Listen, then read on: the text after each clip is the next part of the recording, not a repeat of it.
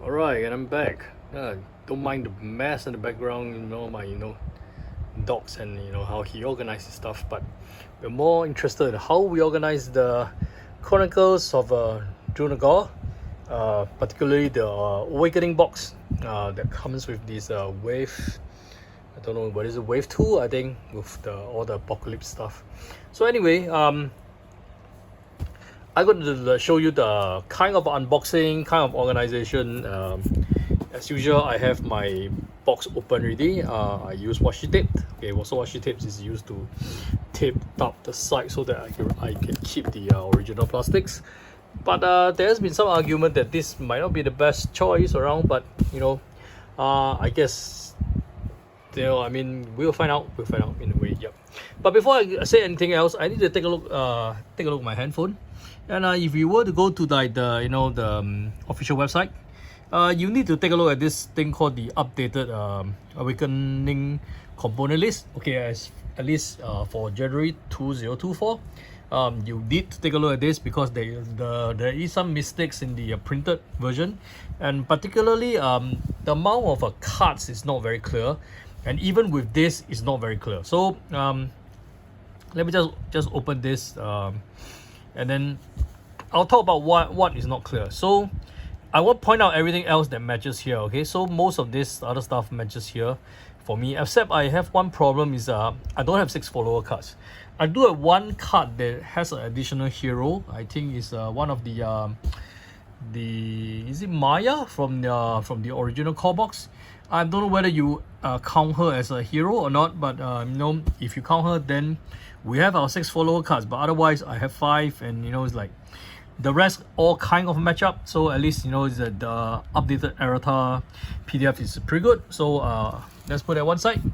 Okay, so this is going to be very short. I'm going to try. So this foam is a very, very nice thick foam, which actually one of my friends has actually cut out holes in it to keep his additional miniatures on it, and I do want to show that, but I think it's better I ask for his permission before I show a picture of what he did. And I think that's making good use of the foam, rather than throwing it away, because it's meant to protect the stuff reaching to you, and I think he has done his job. Then so thank you we say to the foam, like what Maria Kondo have endorsed.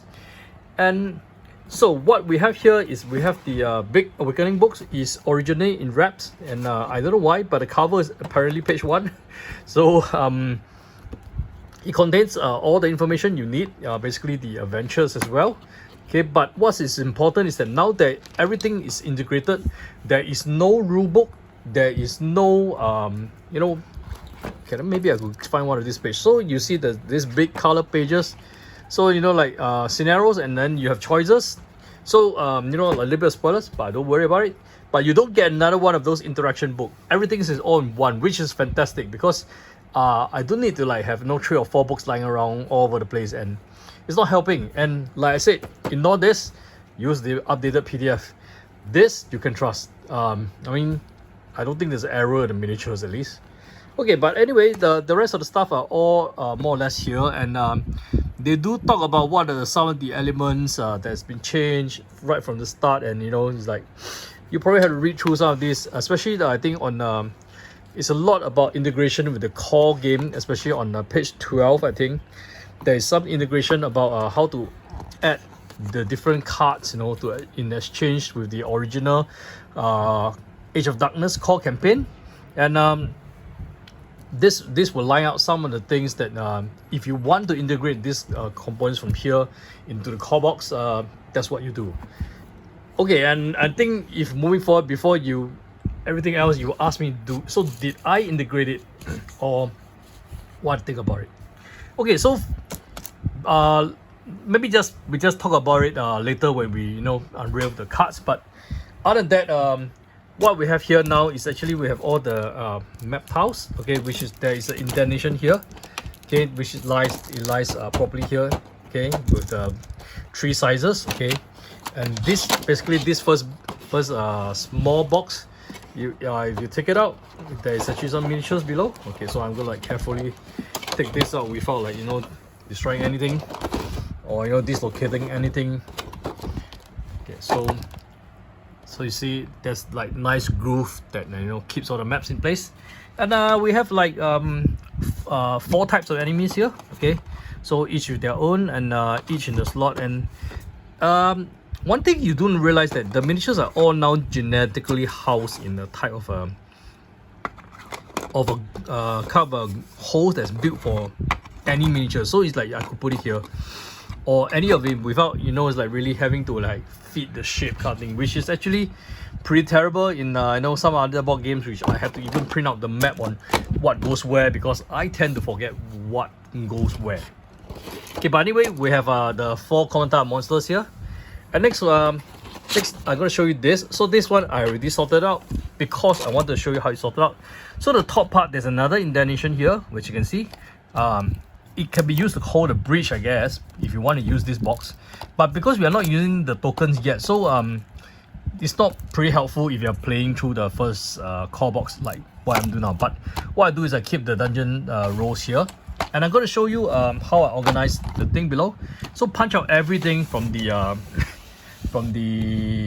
tokens. You will come with a sheet of tokens, punch out everything. And yes, like I say again, the token count numbers is also wrong again in the printed version. Read the PDF. But after that, you will get everything right. You will have like 4 of the standees. I can show you one of them. So the standees has a base that has an arrow for 2 of them. Okay, so you basically push them through. Okay, and this stands tall, but not taller than the box itself. So nice when you keep it on. So we have all the 6 big tokens here. Okay, and how I organize this is basically it's pretty messy for me now. Anything that is 4, I'll put it in the smaller groove. Okay, 4 or 5. Anything that's like 6 or more, I'll put it in the bigger, longer groove. And now, as you can see, they all fit very well, and you even have 1 extra slot. So you can like take a look at this picture. Keep post it, screen cap or whatever, if you want to organize it. But this is how I did it, and very likely I'm wrong, but that's just at least a way to keep everything in this correct place, without having like the thing jumping over, please. And I have the new scenario sheet, okay, which is here. Okay, and this is where there's also a minor groove here, as you can tell, that which holds the new hero sheet, which you can move the new hero sheet to the Spoils of War core box. But I'm not using the hero anyway, so I might as well leave it here. And below we have another big box of miniatures. So these miniatures are slightly different. They have a groove that, so this is the original sheets that holds the doors. So the doors were not folded, but now the doors were all folded. Okay, so I have lined them up from left to right, chapter 1 to chapter 8 or 9, I guess, for this. And I left a few back of the original silica gel around. Maybe I could like, but anyway, no miniatures are not afraid of more and stuff. So this is like very detailed miniatures, and she's from Midara, if I'm not wrong. Well, anyway, you will have all your miniatures with their special shapes here. So unlike the other box.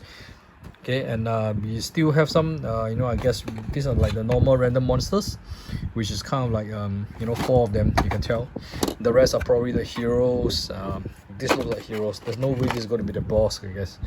Although he does remind me of one of the big baddies in I don't know, maybe is it Gloomhaven, Jaws of the Lion? Okay, but anyway, this is how the Awakening box is more or less liked. And then you think, oh, that's about it. Yeah, no, that's not really it, because there's still one more layer below this. Okay, and what is that one more layer below this, which I promise I will talk about. Okay, let me. So there's this problem here of taking these things out. I wanted to put a stick of paper that's like a U shape, where you could like just pull from the side to lift this up, because otherwise I would be forced to push my hand against the side, and and you can see it's not so easy to do with one hand at all. So I have to kind of like balance and use this. Okay, I'm struggling with it. Let me just do it the other way. The other way I found out that was easy, is actually just hold on to one of this grip and lever this up, and you actually can lift the whole thing off. So isn't that fantastic? So anyway, there's actually one more layer here, and this is the deluxe player board, which I also would not put it anywhere else because I'm not using this character, although I'm very tempted to try out next, which actually is the succubus, either the sword mage or the assassin. She has pretty interesting powers, I guess, but well, I already started like 5-6 chapters into the first original campaign, so it's a bit too late to change. And you have another generic box here with and there's nothing else below. So this contains a generic holders for I think about 5x4, 5x3, 5x4, and that is not very useful for me, but from what I understand, if you have the monster box, you have the heroes box, and other stuff, that's where all your other miniatures would go, so that you could like have everything together in a very nice place. And we have all the cards here as well, so I thought of talking about the cards I did so the cards I have actually like grouped them together based on the new PDF from the beginning to the end, so that I fully understand which cards are which. Okay, and if I could, I will find the companion cards, which I think I have some. So wait, I can't remember where the companion cards are because there's only 5 of them, so it will be challenging for me to find it. And while I'm running through this, let me just talk a little bit about whether am I integrating any of this into the core game. So for me, I'm playing solo. Okay, so this is the part where there's the problem. So I have a follower. Okay, follower. Okay, this is pretty easy because you can see the word follower here. Okay, and I have follower, and I have follower. Okay, so I keep all the followers here. Followers. So I have 5 follower cards, but I don't know if this is the follower card because they printed 6, and Maya is there's an item which obviously is not the item because I have counted the adventures item and the tally, so this is kind of like it must be this side, and there's no mention of Maya the ranger, so I suppose she's a follower kind of, so that makes 6, if that makes any sense at all. Okay, so am I integrating this? Well, the short answer is no. Okay, then why not? Because you get more varieties, of course, and you get exposures to a lot of the new monsters in the Awakening, which in any way is a prequel. It makes sense that the heroes have seen those monsters somewhere. I mean, maybe these monsters went extinct after, I don't know how many years was it in between the original campaign and this, but if it's as long as like things like Tentagrill, that's like 500 years apart, and it's like there's no surprise some monsters did not exist in other scenario when one did, even though it's a prequel. But okay, so that aside, why I'm not integrating is because, okay, so number one, I'm playing solo. So when you play solo, you do end up with things like there's not that many monsters spawn for you. Okay, so that's a fact. Some scenario there's only like maybe one boss, and one minions. No, I won't call it minion because minions they use it in a different term. Just normal random monsters plus one boss, and that don't really give you a lot of exposures to a lot of monsters. But plus anyway, this game really lacks is the amount of monsters. There is only a couple of, like, I'm sure there's less than 10 in the core box without the monster packs and every stuff, and that is like one problem. But there are each of the monsters have a different variety. There's an app you can use to randomize the monsters, which I strongly suggest you try to use the app to like randomize and pick your monsters, which is a lot faster for me. And that ones actually include all the alternative, all the A side, B side, whatever that they've included as cards, so that it's randomizable as outcome, and you can get that selected. So that is one of the way to utilize some of the cards, because the scenario will never specifically tell you to use the alternate version or the specific complex A version, B version, and things like that. So the apps actually help to bring part of that content out. And back to the better thing that why I'm not integrating this is because I'm going to run through like 18 chapters of the core game, if I'm not wrong, and I think there is enough variety in the game to actually hold it without adding additional monsters and additional items, because I don't want to come to the point that when I'm starting Awakening, I have already seen like most of the items or most of the monsters in the core adventures, and this would means that there's nothing new in the Awakening for me, except than the scenario specific monsters. So I wanted to keep a set of monsters that's exclusive to Awakening, which is the monsters that's included in this box, so that I have not seen them before in the original core box. Although that might run the risk of making the original core box a bit repetitive, but I think probably that's good enough for me for now, and I'll get a chance to encounter them, to actually see them in the 9 chapters in this Awakening box. So this is my rationale of why I'm not adding items. In fact, I think the chest items is kind of too little, okay? Too little because like there's only 20 cards.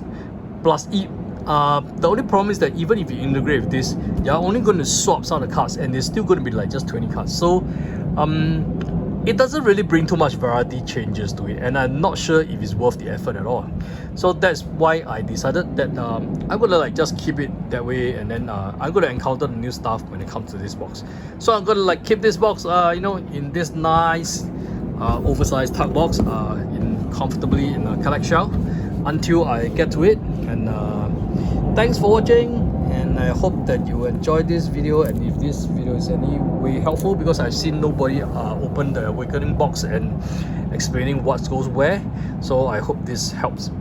Plus, look out for the new, there's going to come out with a new FAQ about storing everything, so I hope that they include things about storing this stuff here. I'm going to like talk about some of the modification change I did to the storage, plus some of the additional components I added to the core box, but that will be probably in another video. And thanks for watching. I hope that at least if you liked my video, help me click the like. You know, if you want to see more video from me, you can just click follow. That's all I have. Thank you very much.